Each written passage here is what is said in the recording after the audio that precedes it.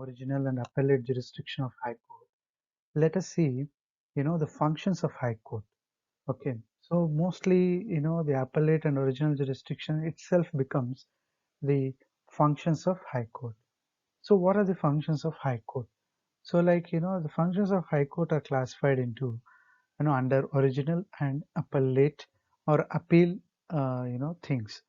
So the High Court has original jurisdiction to settle disputes relating to state revenue and its collection. This which we have discussed earlier, but I'll just remind you again. So regarding the state revenue and its collection, so High Court can settle such disputes regarding the wills, divorce, marriage, company law, contempt of court. That means, if anybody tries to comment on the, judgments passed by High Court and all, it comes under contempt of court. And so in such cases, the High Court can function actively, and it can even punish the people, and to interpret the Constitution. Whenever laws are made by state legislature against the provisions of Constitution, then High Court will interpret the Constitution, and it can declare such laws as null and void. And enforcement of fundamental rights through writs. So petitions related to election of MPs, so which is nothing but electoral.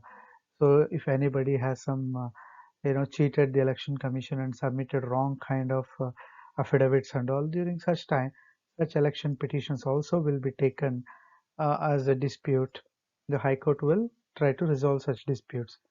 And coming to the appeal, so High Court can even function by taking certain appeals from the lower courts, or from, the appeals generally come from people, as they'll not be satisfied with the judgments of lower court. So it has the power to abrupt appeals against the decisions of district courts in both civil and criminal cases. So in both civil and criminal cases, the cases can be appealed to High Court, and High Court can even stop the decisions that were, passed by the district courts. So this we have discussed earlier. So this is just again an overview I'm explaining. So I'm just trying to understanding how the High Courts will, try to protect the fundamental rights. So in general, so the High Courts, the enforcement of fundamental rights, the High Courts can issue writs. Okay. So what is a writ? So a writ is an order from a judicial authority asking a person to perform some act or refrain from performing an act. So that means, whenever there is a writ passed by a particular High Court, then that means that it is directing some authorities to function which it is not doing, or it asks the lower courts or some other authority to stop doing certain things or to stop doing certain functions. So that is, a writ can ask an authority, is generally issued by a judicial authority. It can ask somebody to stop performing an act because it is completely against their limits, or it can ask the authority or some lower court to do some function which it is supposed to do. So there are many like habeas corpus, mandamus, prohibition, quo warranto, and certiorari. So these writs are greatly instrumental in protection of fundamental rights of citizens. So whenever fundamental rights of citizens are in danger, High Courts can come into the scene and protect the fundamental rights through issuing writs. So this, I think, writs we have discussed in detail earlier chapter also, so no need to go in detail again here. So the nature and scope of these writs has been, like we have studied again in the last chapter with Supreme Court. So coming to the advisory jurisdiction. So the name itself suggests that the High Court also has the function of giving advice. Okay, so you know what is an advice. So to whom this High Court will give advice? It can give advice to any government department, legislature, or the governor. So here legislature means the state assembly. So any government department can ask for a High Court advice, or the governor at times can seek the advice of the High Court. And if they seek it on constitutional as well as on other matters of law. So generally what kind of advices it will be supposed to give? unconstitutional matters and other interpretations of the law, and their advice is not binding on agency seeking such advice. So, is any state legislature can ask High Court's advice, or governor can ask, or the state assembly can ask, anybody can ask, any government department, but High Court will give advice, but it is not compulsory for these, those who have asked advice to follow it. So it is their will and wish again. So let us understand now what is the revisory jurisdiction, which is another function of High Court. So the word itself, revise, says that it is again trying to go through the cases which have already given I mean where already judgments and other resolutions are judgments already have been passed. So what is the use of this revisory jurisdiction? So revisory jurisdiction means High Court can call for the record of a case which has been decided by subordinate court. So generally, a subordinate court will, might have passed a judgment on a case, and it will be stored in the form of a record, isn't it? So this record may be asked by High Court for submission. So many cases might have come to the notice of High Court in the form of appeal. So during such situations, the High Court may ask the record of that case from the subordinate court, and it will revise.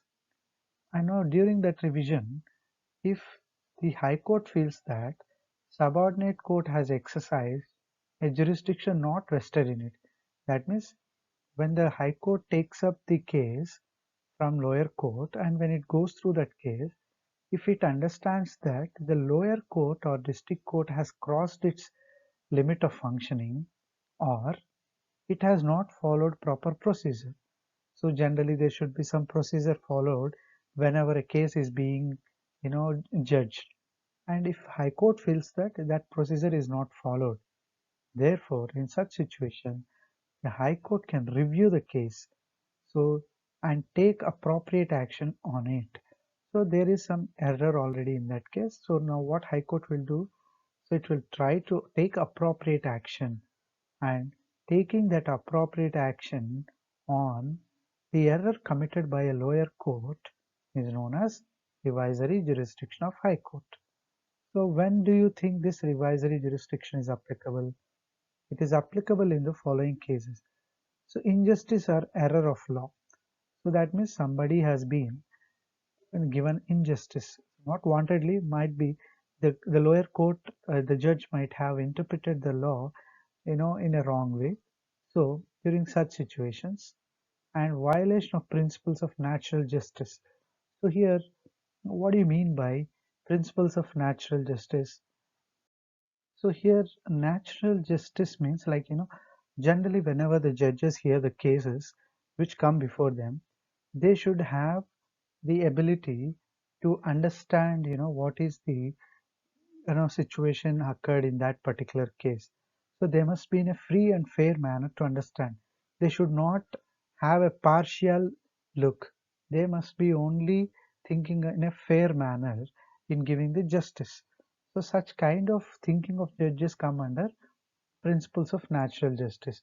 If the High Court feels that the subordinate court has violated such principles and it has favored a particular party, then in such situations it can go for revisory jurisdiction, and it can even stop that judgments passed by the lower court. And arbitrary authority leading to wrong judgments. So arbitrary authority means here the judge under in subordinate court may want, what he might have used his personal choice in giving judgments. Generally judges what they have to do, they have to go as per law. But what happens if the judges take it too personal, and if they try to bring out their own personal choices? It is called arbitrary authority. So if somebody tries to give their personal opinions on the cases, then it leads to wrong judgments. So in such situations, to avoid such wrong judgments to become court of record, the revisory jurisdiction will help, the subordinate courts to correct their judgments. And flagrant error in procedure, which means that the procedure followed by a court itself has many technical errors and all, so which also will be rectified by High Court. So this is called the revisory jurisdiction of High Court. So after understanding the revisory jurisdiction of High Court, let us try to learn now what is judicial review. Okay. See, always remember revisory jurisdiction is different from judicial review. Revisory jurisdiction will help the judiciary itself to revise and correct its own judgments. Or if a subordinate court has done some mistake, the High Court can correct them by revising it. But judicial review is different. So here judicial review, it is similar to that of Supreme Court. So the High Court has the power of judicial review like Supreme Court. So what is this judicial review? What happens here? If any law, executive order, or any ordinance. So what do you mean by any law here? The laws made by state legislature. And executive order. What do you mean by executive order here? So generally, in implementing the laws, there might be several orders issued by the executive wing of the government. So such orders or any ordinance. So in case wherever no, whenever there is a whenever there is no like there is no state legislature was unable to meet and it has to make an emergency law, so they'll bring it in the form of ordinance. So all such laws, executive orders and ordinances passed by state legislature or any authority infringes the fundamental rights. So that means if any law or order or ordinance that is passed by state legislature or any authority, it may restrict the fundamental rights of citizens, or the law or whatever it is made, if it tries to contravene, that means if it tries to contradict the features of constitution, if a law is made, maybe not intentionally, but if by chance if that law is having provisions which contradict or which goes against the spirit of constitution, then all such things will or all such laws or orders will be declared null and void. So they will be declared null and void. That means they are not anymore functional, and they'll also be like completely asked to withdraw or remove. Okay, so the High Court has power to declare such laws as null and void. So they are not valid. So that power is called judicial review. Suppose a law is made and it is going against constitution. So if this is constitution and if this law is going against the provisions of the constitution, then High Court will look into that law and finally it will declare that law as invalid. So that is called judicial review. And the High Court may withdraw a constitutional case from a subordinate court and deal with it, or send it back with its directions. See, generally the district courts or the subordinate courts, they may not have wide understanding of the constitution. So in such cases, the High Court may withdraw such constitutional case which came to that subordinate court. Okay, so it may ask that court to send that case to High Court itself, or it may give some recommendations or give some suggestions and send it back that kind of cases to that subordinate court. So anything it can do. So the 42nd Amendment Act 1976 introduces provisions where the power of High Court to judge the constitutionality of a state law was withdrawn during emergency. See, we know that using judicial review, what High Courts will do, they will review the laws made by state legislature, and during emergency, so national emergency, What happened?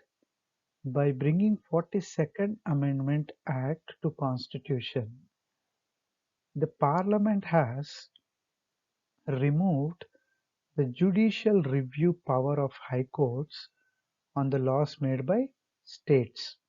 Only during emergency, not all situations, but during emergency, the judicial review the judicial review power of high courts have been removed by Parliament, so that High Court cannot review the laws made by state legislatures during emergency situation. But with the repeal of certain parts of 42nd Amendment, High Courts regained their powers of considering constitutional validity. So initially in 1976, this was removed. Judicial review power of High Court has been taken away during emergencies, and later again with the same 42nd Amendment, with some other provisions adding to it, they have brought back the power of high courts to review the laws or orders or even ordinances. It may be an order, it may be a law or ordinance. So it has been given back by adding certain provisions to 42nd Amendment Act. So initially it was taken off by 42nd Act 1976. Later again it was given to high courts through some provisions to the 42nd Amendment Act. So this is about the judicial review of high courts, which is a major function like Supreme Court. So High Court even acts like court of record. So what is court of record? So all the judgments that are passed by High Court will be recorded. They will be saved in the form of documents. So hence the High Court is a court of record. So what is the purpose of High Court? Court of record. That is, like Supreme Court, even High Court act as a court of record. What is the purpose of having court of record? If these orders and judgments passed by High Court are preserved, they can be referred by courts in future cases. So suppose High Court has passed a order or judgment in a particular case, and all the subordinate courts in that particular state will have these judgments or court orders as a precedents. That means they can use them as a source. Suppose if similar cases comes to subordinate courts, that time they should see what High Court has given as judgment. Accordingly, these subordinate courts also have to function. So because High Court will have its span of jurisdiction more, and the way it understands constitution and other things is wide compared to subordinate courts. Hence, the court of record will help subordinate courts to look at these judgments as precedents. That means they can look before giving judgments, and they can pass similar kind of judgments if the cases are similar. But it does not bind the other high courts. Only subordinate courts of that particular state will have this as court of record. Suppose Andhra High Court has passed a judgment in one particular case.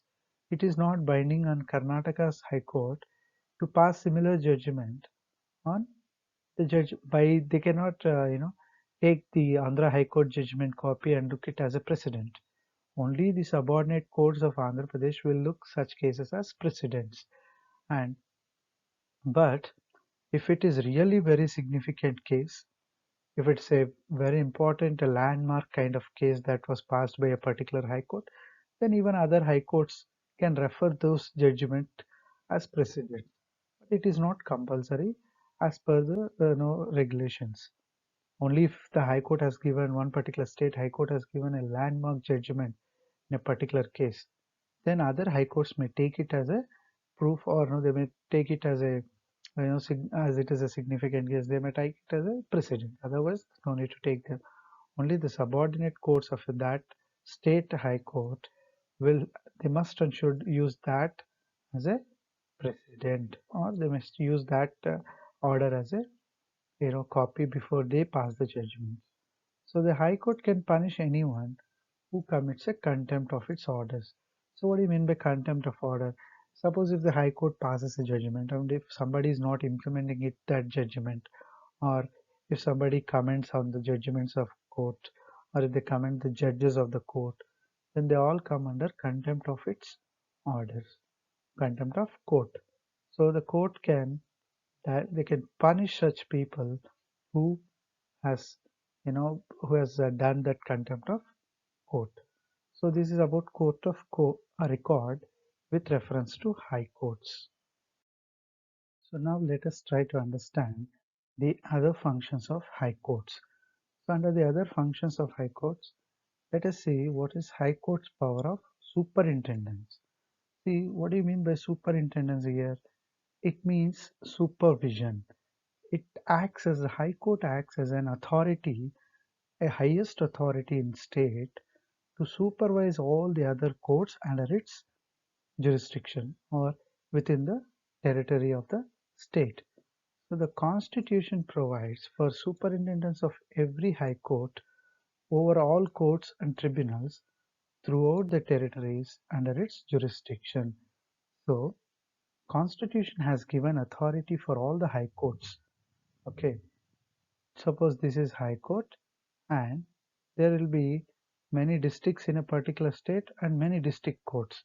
So all the subordinate courts will function. They will be supervised by High Court and even tribunals. So tribunals are special courts which only deal certain kind of cases.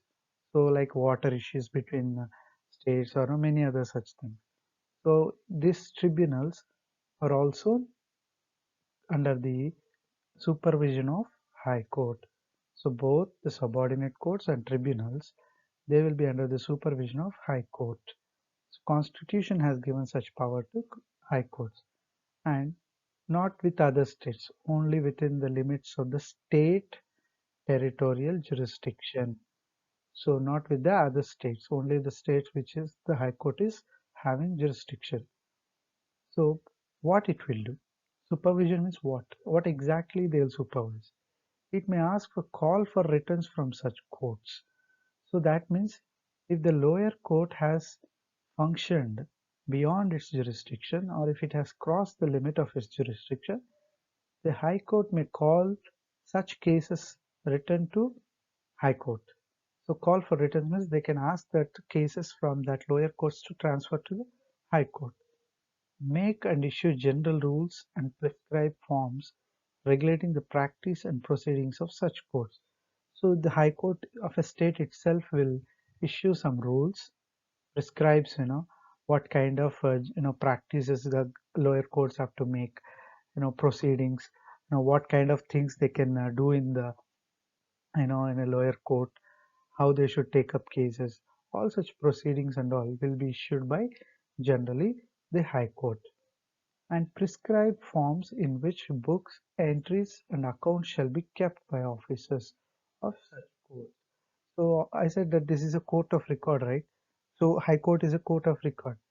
So even the High Court, what it will do is, so whatever the judgments, the things that are passed by the lower courts, they'll ask them to maintain a record of the cases so that at any time it can monitor or it can supervise so that it will come to know how the cases are going on with the lower courts and all the accounts dealing with the courts. So generally, so everything, all such things. So it will ask it will be monitoring all the officers who are responsible for entry of the cases, maintaining of accounts, everything. So they'll have a supervision over all these things and settle table of fees to be allowed to the sheriff, clerks and officers of such courts and to attorneys, advocates and pleaders. So what do you mean by table of fees? So this is the prescribed fees. So the minimum amount of fees that they have to collect. So when the cases come to the court, see, it doesn't mean that you can directly file a case. Before filing a case in a lower court or in high court, what you have to do, you have to deposit as a minimum fee. You must pay some minimum fees. Okay, it is not very high and all. There is some minimum fees they will take. So That is called table of fees. So to the sheriff. So who is this sheriff? Generally in high court, what happens? Suppose the judges have given some orders, and these orders will be given in the form of copies, like printed copies, or they are the executives actually. They're the nominal executives you can call. Judges are the real executives of judgments. So there's order copies, everything will be monitored or will be looked after by sheriffs. Okay. Sheriff is nothing but a nominal officer who works in a high court to issue all the orders that were given by judges. So they issue orders in the name of judges, and all the clerks and officers who work under the judges, they all will be having certain prescribed fee. So that prescribed fee for all the attorneys, lawyers, advocates, and everyone, that will be decided by high court. However, such powers of high court do not extend to any court or tribunal constituted under any law related to armed forces. So high courts cannot interfere with you know tribunals or courts constituted for armed forces. The armed forces, they are having a separate kind of way of judgments and way of dealing the wrong things that happen. So what they do is, for armed forces they have a different set of court system. They call it as court martial. So there the high courts and all will not involve with cases related to armed forces. So high court will not have any authority over tribunals or any court that is having with armed forces. So they cannot interfere there. They have a separate set of mechanism called court martial. So this is about the high court's power of superintendence.